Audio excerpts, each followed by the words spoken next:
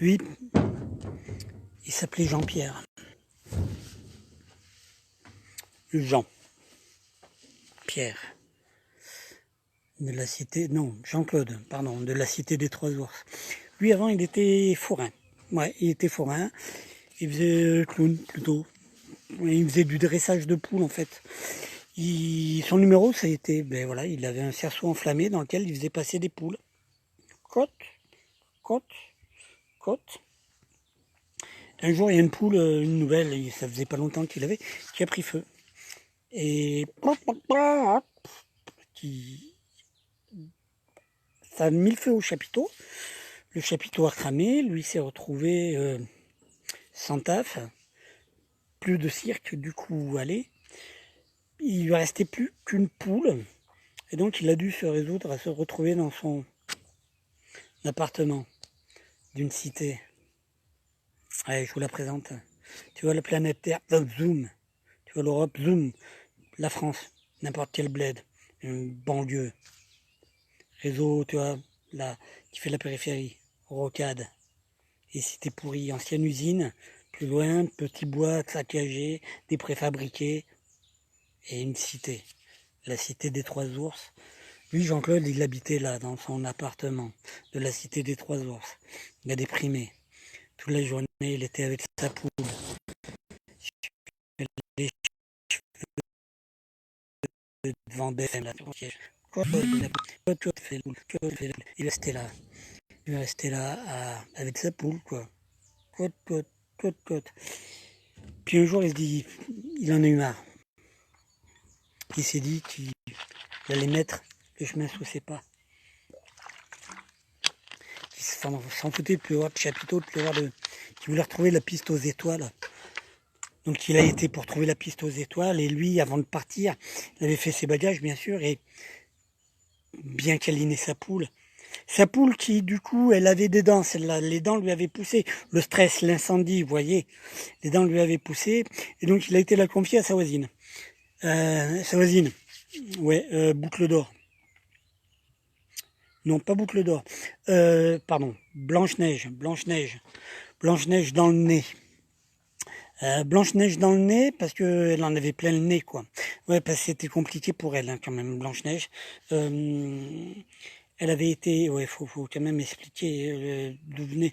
Elle a été élevée, en fait, elle a été placée, une enfant de l'assistance, vous voyez. Elle a été placée dans une fratrie, enfin, c'est une famille de Chinois, de Japonais, quoi, enfin, de Chinois,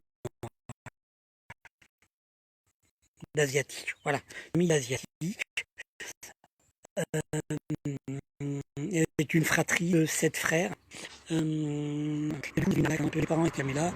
Il y a que les 7 frangins qui étaient bien plus âgés qu'elle. Et bien plus grand aussi, si on arrête l'asiatique, il est assez petit. Là, c'est du géant. Les émetteurs, il y avait là-dedans, quand même. Et donc là, ils étaient gentils avec elle. Ouais, bah, tu parles, ils abusaient d'elle tous les soirs. Donc du coup, c'est une espèce de trauma. Et c'est pas terrible. Donc du coup,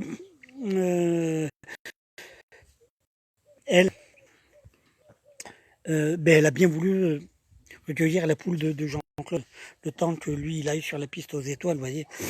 Et voilà, puis Blanche-Neige, ça lui évitait, tant qu'elle était occupée avec de la poule, avec l'amour de la poule, ça lui évitait de traîner le nez dans la neige blanche, qu'elle s'appelait.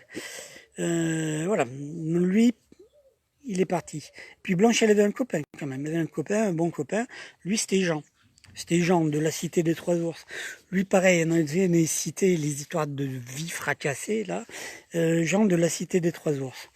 Tout simplement, lui, son histoire, c'est en fait, dans la cité, sa mère, plus jeune, avant que lui ne naisse, avait été enlevée, séquestrée dans une cave. Dans une cave par une espèce de mec assez fort, assez balèze. Une espèce de bûcheron canadien, tu vois. Et lui, enfin, lui, il était pas né, mais sa mère, du coup, a été tournante dans la cave, tout ça, enfin, voilà, a été violée. Lui, 9 mois après, il est né, sa mère était enfermée toute la journée dans cette cave, un peu glauque, début de la vie pour Jean. Et petit à petit, lui, il a grandi vite. Hein, il a vite pris du poil de la bête et il a dit à sa mère un jour, je crois que j'ai assez de force, on va défoncer la porte et puis on va se casser de là. Et effectivement, le jour où il était suffisamment costaud, que l'autre barbu, il était pas là, hop, là, il a fait sauter la porte de la cave, péter le cadenas et puis ils sont barrés. Lui, quand il a fait pareil, lui, il a voulu le sous ses pattes, pour supporter aussi ce trauma, pendant que Blanche, elle s'est mise dans la poudre, et lui, c'était de la scarification, là, il se taillait des lambeaux de peau, vous voyez, limite, à l'épluchoir à légumes, à l'économe. Et avec ça saignait beaucoup, mais avec le sang, quand même, parce qu'il, lui, c'était un gars, il avait du bon sens, il disait qu'il fallait pas gâcher. Et donc, avec le sang, il faisait du boudin, qu'il allait vendre au marché, quoi. Et les lambeaux de peau comme ça, qu'il s'enlevait, il les filait à Blanche. Elle, Blanche, du coup, elle les faisait sécher et elle zonait. Elle zonait aussi du côté de la forêt, pas très loin de l'usine, où avant il y avait du boulot, mais monsieur Boulot, il est parti, il n'y en a plus là-bas. Et puis, dans cette zone-là, où tout le monde zonait, quoi, elle ramassait les capsules de canettes de bière, quoi, vous voyez, trucs en ferraille, là, pour ouvrir les... Voilà. Et elle entremêlait ça au lambeau de peau de Jean, de la cité des Trois Ours. Elle en faisait des bracelets. Puis elle aussi, elle allait vendre ça au marché, ça lui faisait 3 ronds. Comme ça, elle pouvait traîner le nez dans la neige, hein, blanche. Et du coup, voilà. C'est leur vie un peu à tous les deux. Mais revenons quand même à Jean. Il y a plein d'autres histoires dans cette cité des Trois Ours. Hein. À Jean-Claude. Jean-Claude, lui, donc, on a vu, il a confié sa poule. Il a confié sa poule, la seule qui lui restait. Il a confié sa poule à Blanche-Neige. Voilà. Les frangins, de toute façon, ils étaient avec le temps, ils étaient de moins en moins là. C'était surtout jeunes qu'ils ont abusé d'elle. Après, plus vieille, ça les intéressait pas, quoi. Vous voyez. Et donc, du coup, elle avait un peu plus de liberté. Elle était un peu plus libre. Mais bien fracadingue, quand même. Et lui, du coup, Jean-Claude, il confie sa poule, il se casse. Là, dans la cité des Trois Ours, c'est la station du métro, station, cité des Trois Ours. Lui, avec ses bagages, il monte dans la rame. Il va. Il attend le départ du train, du tram. Il va jusqu'au terminus. Terminus. Vous voyez? Terminus du tram. Au bout, du bout, du bout. Lui, il a même rajouté des planches parce qu'il y avait plus de rails, quoi. Il a tout rajouté. Et lui, du coup, il arrive là, dans la forêt. Il descend. Quand la forêt était plus qu'à 100 mètres, il descend du tram au terminus, de l'autre côté. Et puis il trace. Il trace dans la forêt comme ça. À la recherche, peut-être pas d'un chapiteau, il n'y en avait plus, mais à la recherche de la piste aux étoiles. La recherche de la piste aux étoiles, donc lui, il y va. Et là, il croise un jeune mec, sac à dos sur le dos, qui dit « Hey, l'ami, tu vas où ?» Jean-Claude, il dit « Bah écoute, mon gars, je mets le chemin sous mes pas. Je me dis, par là-bas au bout, il y a la piste aux étoiles, moi, ça m'intéresse. Ah, je peux venir ?» Qui fait le jeune avec son sac à dos sur le dos. Jean-Claude fait « Bah ouais, écoute, si tu veux venir, moi, ça me pose pas de soucis. » Et on laisse le tracteur passer. Moi, ça me pose pas de soucis, donc ils y vont, l'un trottant derrière l'autre. Voilà. Jean-Claude, le jeune avec son sac à dos sur le dos. Ils y vont, ils tracent. La recherche de la piste aux étoiles. Un monde meilleur. Et puis là, comme ça, ils croisent, détour d'un chemin, un cracheur de feu. Qui leur fait « Oh, les gars, vous allez où là ?» Jean-Claude, il fait « Ben tu vois, mais le chemin sous nos pas, Sûrement par là-bas, il y a... On s'en va voir s'il y a la piste aux étoiles, quoi. Un monde meilleur. Et je peux venir ? Ça a l'air pas mal comme projet de vie. Et ouais, bah viens si tu veux. » Donc ils se remettent en route. Jean-Claude, le jeune avec son sac à dos sur le dos et le cracheur de feu. Puis il crapahute dans le forêt, dans les sous-bois comme ça. Puis il rencontre quoi? Il rencontre étrange. Une jeune fille en train de jongler. Une jeune fille avec une tutu rose. En train de jongler pieds nus sur le dos d'un éléphant qui lui avait des bottines roses en mode moon boots, quoi. Et qui dit: oh là la compagnie, vous allez où? Jean-Claude dit: bah tu vois, on met le chemin sous le pas. Par là-bas, sûrement, il y a la piste aux étoiles, un monde meilleur, on veut voir, on y va. Je peux venir? Ouais, d'accord. Et donc ils y vont, ils prennent leur route.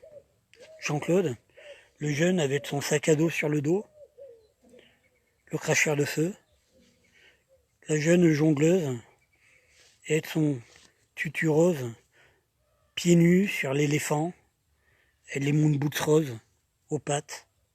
Puis ils tracent comme ça. Ils tracent. Ils tracent jusqu'au moment où ils arrivent sur une place de village. Une place de village. Comme il y en a plein des villages comme ça.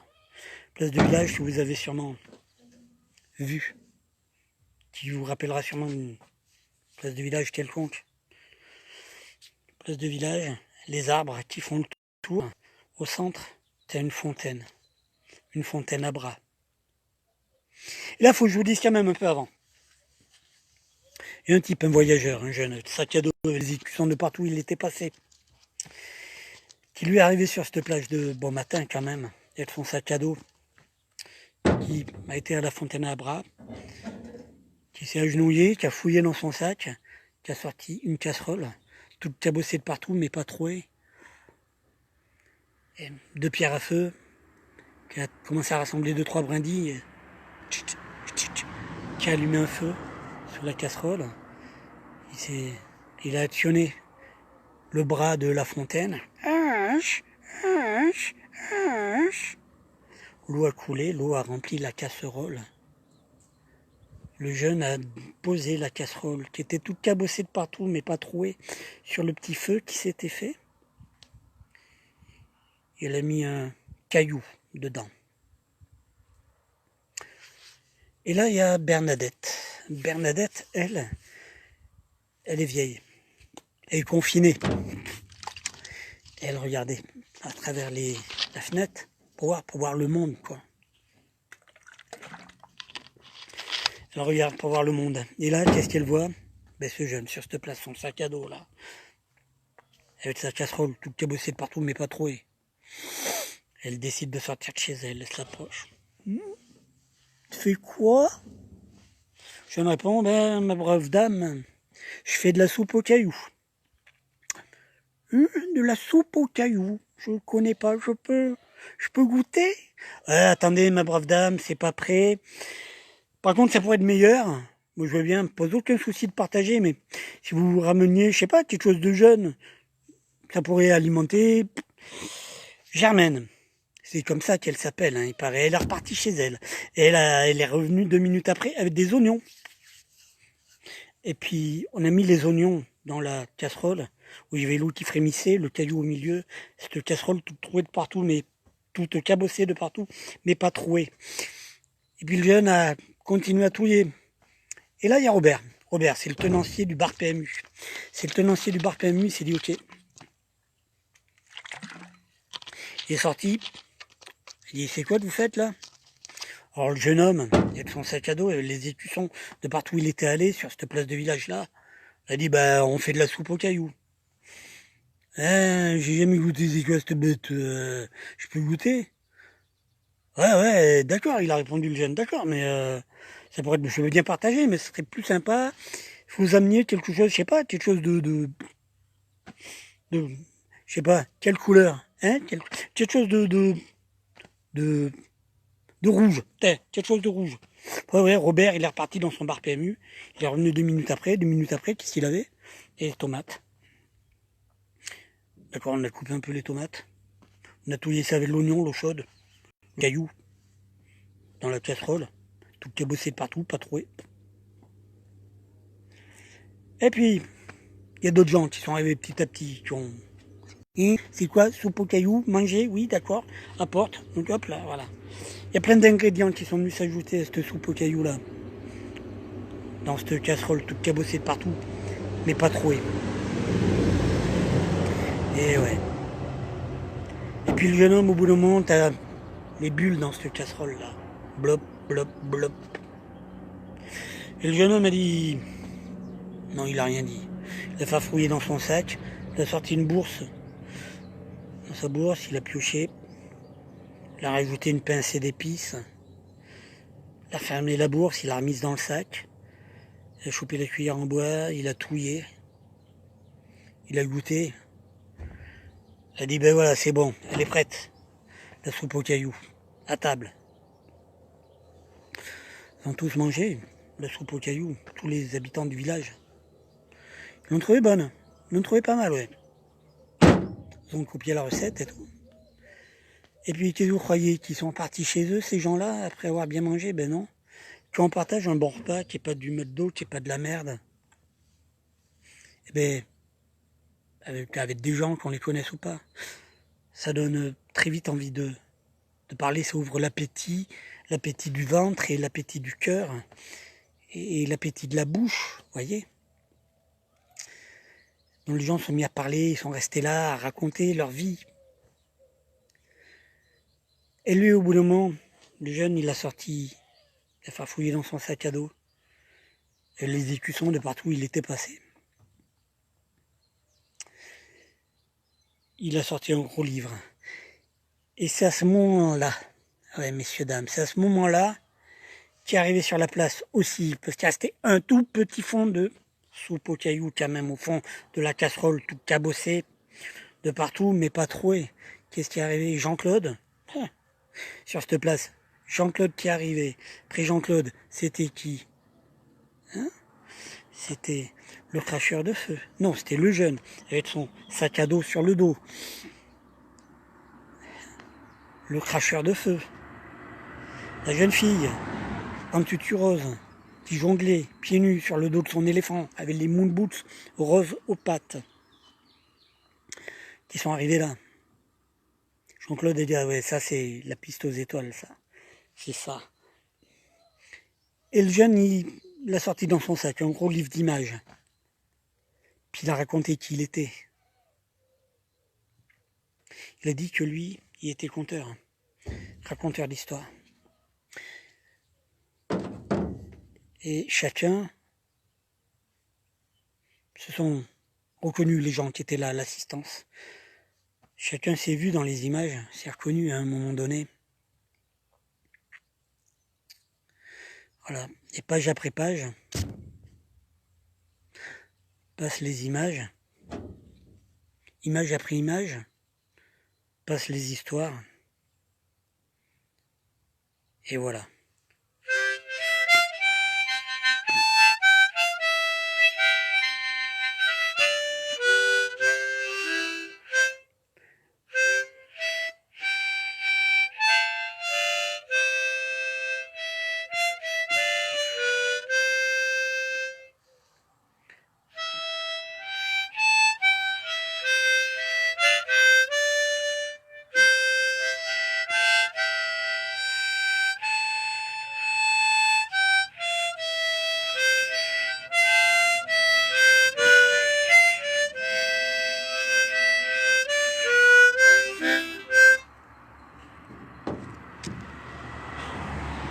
On se termine.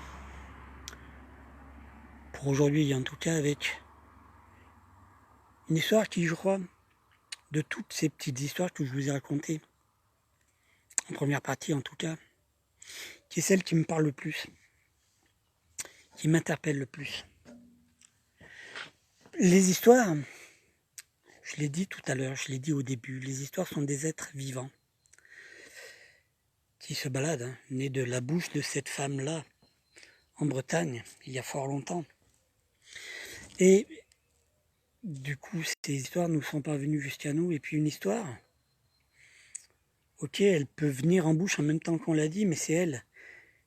Ce sont les histoires qui choisissent les conteurs qui vont les raconter. Et une histoire, une vie. Un conte est vivant. Un conte, il décide comment le conteur va le dire, comment il va l'interpréter, le partager. Et certains s'imprègnent du conteur, peuvent laisser des traces, en tout cas des marques. Je crois que celui-là, c'est... Voilà. Ça résume vraiment plein de choses pour moi. C'était sur une place de village, dans un village plutôt. Et un gars, il était là. Il était rêveur, un peu dans la lune, dans les étoiles. Il s'est aperçu très vite que tout ce qu'il aimait, c'était le fantastique, l'imaginaire, qu'il aimait raconter des histoires, entendre des histoires. Et donc il s'est mis à en raconter comme ça, à la sortie du village, sur un banc. Il se mettait debout, sur le banc. Puis du matin au soir, il racontait des histoires. Aux gens qui passaient comme ça. Pourquoi pas? Les gens, au début, s'arrêtaient pour l'écouter. Au début, avec le respect, peut-être un peu. Et après, les gens qui étaient là toute la journée, toute l'année. Hiver, printemps, été, automne. À raconter ces histoires. Au bout du moment, il doutait bien, il n'y avait plus grand monde qui s'arrêtait pour l'écouter, quoi. Il y en a même qui repartaient en haussant les épaules, en le traitant de fou, de grand malade, de grand cinglé. Lui, il se disait que c'était pas grave. Ce qui importait pour lui, c'était d'entendre les mots qui lui venaient en bouche en même temps qu'il les disait. Les entendre comme ça, portés par le vent. Et il lui comptait comme ça, avec l'espoir que ces histoires-là puissent rentrer dans le cœur des hommes, des femmes de la terre et les rendre meilleurs. Les années ont passé. Et pour compter ces histoires-là, il avait pris l'habitude de fermer les yeux aussi. Pour les vivre, vraiment, véritablement. Un jour, un matin, je ne sais plus trop quel mois on était, il sent qu'on le tire par la manche, comme ça, là, par le bras. Il ouvre les yeux. Il a eu un jeune enfant. 10 ans. Qui dit, mais pourquoi t'es là, tu racontes? Pourquoi t'es là, tout va bien, personne ne s'arrête. Personne ne s'arrête. J'ai jamais vu personne s'arrêter pour écouter tes histoires. T'es fou, c'est ça, hein? Lui, le conteur, il a ouvert les yeux, comme ça, il a regardé le jeune. Il a dit, tu vois, gamin, avant, je comptais, je racontais des histoires, avec l'espoir que ces petites histoires, qui me viennent en bouche en même temps que je les dise, puissent rentrer dans le cœur des hommes et des femmes de la terre, et changer le monde. Le gamin lui dit, mais, puis le temps, tu vois bien, hein, le monde n'a pas changé, le monde est même de plus en plus laid. Ça sert à quoi? Et lui, le conteur, tendrement au gamin, il lui a dit, fais gamin, maintenant je compte uniquement pour que le monde, lui, ne me change pas. Et voilà.